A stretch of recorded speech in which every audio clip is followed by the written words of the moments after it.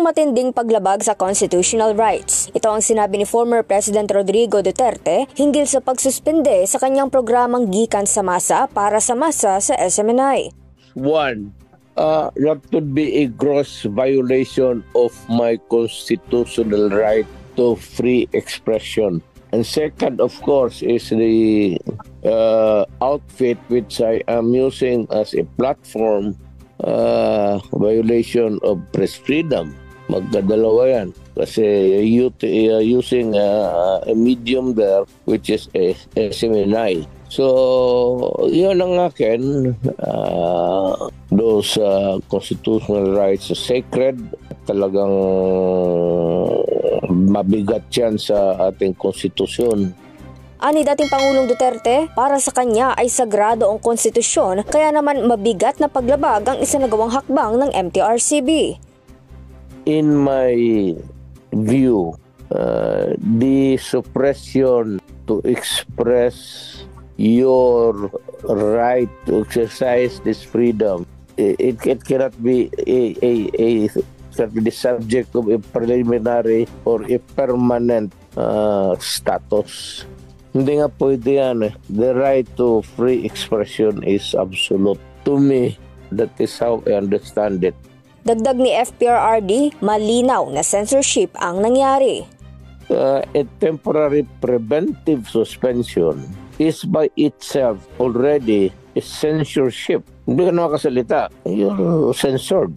So, to me, to that extent or to the full time that you are not allowed to talk, it is a derogation of your right, of your constitutional right to free speech and free expression. Matatandaang sinuspinde ng Movie and Television Review and Classification Board o MTRCB ang dalawang programa ng SMNI na Gikan sa Masa para sa Masa at Laban Kasama ang Bayan. Nagsimula ang suspensyon noong Disyembre 18. Para sa Diyos at Pilipinas Kumahal, Cristal Austria, SMNI News. Ano ba? Kami ba ay nagtatawag ng himaksikan? Hindi nga po eh. Kami ang kalaban ng terorisang CPP-NPA. Hello? Hindi nga po kami kritiko ng gobyerno. Kami po ang nagbigay ng pamamaraan para mapakita ni Presidente BBM ang kanyang kakayahan dun sa debate na hinangaan po ng buong Pilipinas.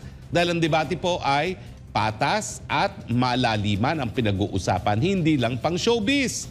So ano po ang banta, asaan ng clear and present danger ng pagpapatuloy ng pagbo-broadcast ng SMNI? Wala po. Kaiba nga po ito naging order ng NTC. Abay, binigyan kami po dito sa SMNI ng show cause, pero at the same time, sinuspindi na ng 30 araw, no? So para kami mapapakinggan kung suspendido rin naman kami, no? Alam niyo po, ang trabaho natin dito sa SMNI ay talagang napaka-importante po sa demokrasya. Tayo po ay nagtataguyod ng malayang pananalita at malayang pamamahayag. At sabi po ng Korte Suprema, lahat po ng sumusupil sa ganyang kalayaan ay presumed unconstitutional. Nasa burden po ng NTC ipakita kung ano yung mga basihan para masuspindi kami. Ano ba? Kami ba ay nagtatawag ng himaksikan? Hindi nga po eh. Kami ang kalaban ng terorisang CPP-NPA. Hello? Hindi nga po kami kritiko ng gobyerno. Kami po ang nagbigay ng pamamaraan para mapakita ni Presidente BBM ang kanyang kakayahan dun sa debate na hinangaan po ng buong Pilipinas. Dahil ang debate po ay patas at malaliman ang pinag-uusapan, hindi lang pang showbiz. So ano po ang banta, asaan ng clear and present danger ng pagpapatuloy ng pagbo-broadcast ng SMNI? Wala po. At itiniming pa nila sa Pasko na alam nila na halos walang makakagalaw, no? Dahil saradong lahat, no? Pero sa tingin ko nga po, dahil dito sa internet, hindi pa rin sila magwawagi, no? Mabuti na lang po, mababa naman talaga ang viewership pag Pasko. At mabuti na lang po, nandyan nga ang internet. At kinakailangan na, kung dati-rate meron tayong mosquito press, ngayon naman meron tayong bulong-bulungan press. Kailangan sabihin nyo sa inyong mga kapitbahay, sa inyong mga kaibigan, tuloy pa rin ang pagpapasiwalat ng katotohanan ng SMNI sa pamamagitan ng internet YouTube, Facebook, Rumblr at Twitter.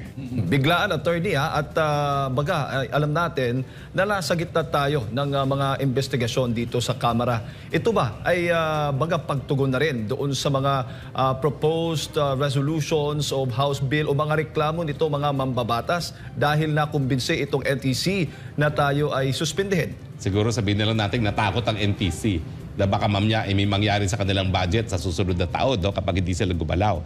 Alam mo, sa totoo lang, yung resolution na yan, hindi yan produkto ng Kongreso. Yan ay sense lamang ng Kamara. So walang legal effect yan. Pero parang talagang tinanggap ng NTC na batas yan kasi nga, paano mo naman susuwayin ang Speaker of the House? Paano mo susuwayin yung kanyang kaalyado na 300 plus sa Kamara de Representante? Paano ka haharap sa Kongreso sa susunod na paghingi ng budget kung hindi mo nga sinunod ang sabi nila na kinakailangan suspindihin o di naman kaya ay tuluyan ng i-revoke ang kanilang prangkisa.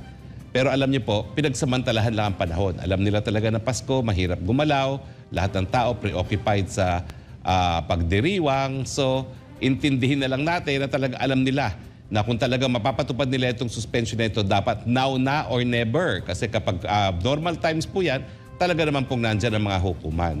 Pero naniniwala po ako na bagamat Pasko, bukas pa rin ang mga hukuman. At bagamat marami sa aming mga abogado ang talaga naman pong ma-disable dahil Pasko, gaya ko na ako po ay mag-iibang bansa, meron naman po mga maiiwan ng abogado na talagang siyang magpapatuloy ng laban. No? So, dyan lang po kayo, konting pasensya lang, parang nangyari lang yan sa pagkakakulong ni Lorraine at saka ni Eric, medyo naantalang pagkahain sa korte, parang pag nahain naman sa korte, kinikilala naman po ng lahat. No? So tingin ko po as soon as ma-file din yung ating kaso, malinaw na malinaw po yan na merong presumption sa saligang batas na unconstitutional ang ginawa ng NTC, ay babalik po tayo sa ere. Meanwhile po, nandiyan naman po ang internet. Sa totoo lang po naman, karamihan naman ng ating mga kababayan, lalong-lalo ng mga OFW, hindi naman nanonood ng TV. Sila po talaga ang #1 viewers natin at sila po ay nakatutok sa YouTube at Facebook. Kaya magandang araw po sa aming mga kababayan, kahit nasan man kayo sa inyong daigdig, ang mabuting balita po, gaya ng hindi mapipigil ang Pasko, hindi rin po mapipigil ang pagsiwalat ng katotohanan sa pamamagitan ng SMNI. Narito pa rin po tayo at sabay-sabay tayong manindigan para sa kalayaan sa pamamagitan ng pagtutok sa SMNI sa internet.